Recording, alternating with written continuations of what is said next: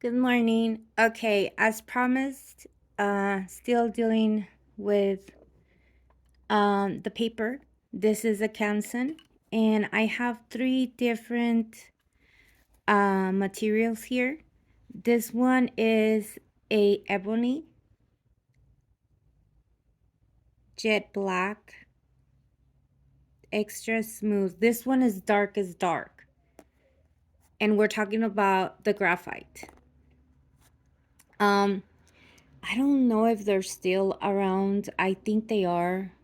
I got it back in 2019 for my drawing class. And this one, as you can see, I have been using them. So this one is a Kimberly 8B. And this one is a graphite as well, 6B. Why did I chose three of them? So we can see the different shades. Just, I'm just gonna try to, you know, every time that we use a tool, a lot of us, we try to do the hardest hard. Just let your wrist pass through the paper. So you'll start to see the difference, right? Of how the different little qualities of the paper, how it's handling. So this is what we're looking for. Now, that was very soft, right? Now I'm going to put a little bit more pressure. See the difference? And this is with the 6B. See the difference of how when we use the pencil, how is transferring to whatever in us. We're trying to leave a mark every time that as soon as you start making a mark on the paper, that is your distinct mark. That's how your hand handles that tool. So obviously that's why we do lots and lots and lots and lots and lots of experiments on this. Then I'm gonna go ahead and leave room for the next set, which we have the 8B, right? Same thing. I grab my pencil, not all the time, but mostly like this, so I can have my wrist loose. So usually we use the newsprint and just do contour drawing to start, how we exercise our body, right? We heat up our hands by just doing contour drawing. So I did not do that today because it's just a little short video just to tell you guys that we're working on these tools because we're trying to see how different papers handle different materials. You can see here I have a list of materials. I'm going to continue to do this and I'll show you the finished product, but I'm just going to start you off so you guys will know. We have here 6B right there. We're going with the 8B now, right? So the same thing, I'm just going to go ahead and let really softly see how the paper is handling, and it's very light. I'm not doing nothing different than the first one. Do you see those little marks? I hope you do. And it's a lot darker than this one. So now we're going to do it a little bit more pressure on this one. Same thing. We're just going to go ahead and do the marks. We're just tic-tac-toeing just to see how dark with each different layer that we're pulling in, that we're shading in with this tool. It gets darker, right? Which is kind of contrast to this. So this one is darker than this one, but this one is lighter than this one.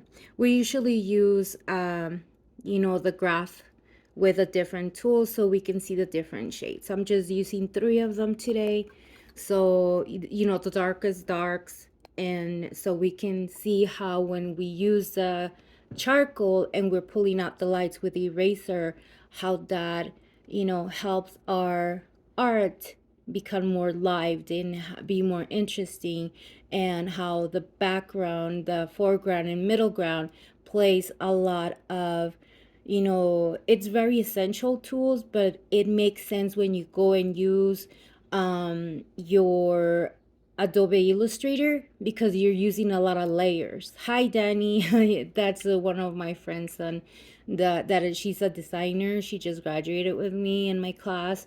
So we're looking at people that are in our same timeline, people that just graduated, and how we use these tools in order to move forward. So this one is the ebony graphite. Same thing, just make the mark on the paper and see how it's coming up, the little ridges of the paper, how it's handling it. Nothing fancy, just so we can see how we're making the mark. You see the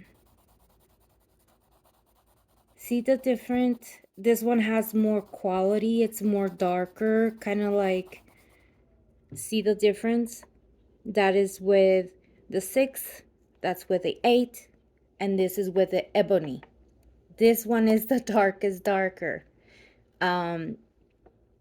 So we're gonna do the same one when we did this one. I don't have, anything else. We're gonna apply just a little bit more pressure,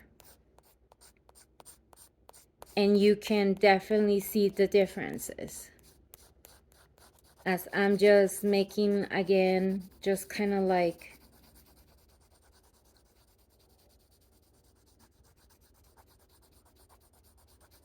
see, now we have the entire line here with the 3 tools. This one is the 6B, this one is the 8B, and this one is the ebony jet black.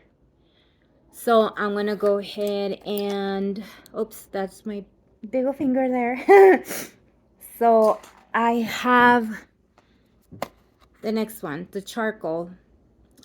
This is how when I order it, it comes up with the general compressed charcoal. And here we go. And this one is, let's see, this one is a 6B. So here we go. I'm just gonna use it the same way. I'm just gonna, make a mark on the paper. See how the ridges are showing a lot more? See the difference?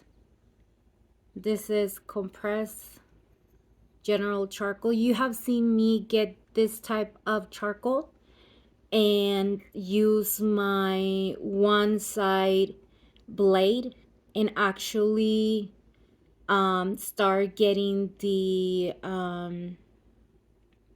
what is it called, the shavings, so I could use it in my charcoal drawings with a brush.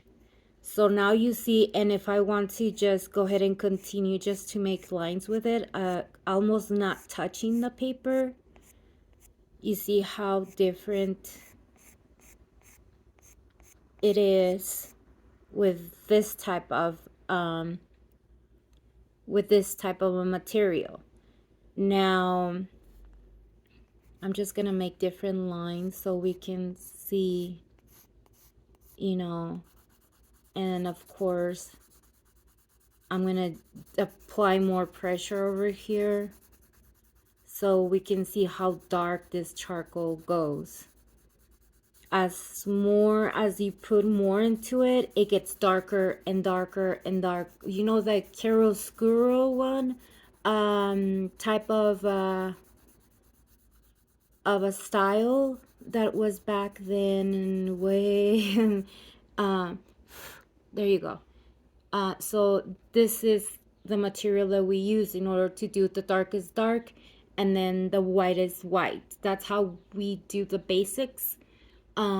And this is the reason why, because we're experimenting to see what materials you're going to continue to use for the next set of drawings, portfolio, set of 21. A portfolio equals to 20 different pieces of art. Just remember that.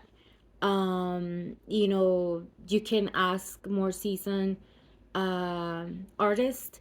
You can go back to your MFA instructors for the ones that we just graduated. You guys know they're always available for help.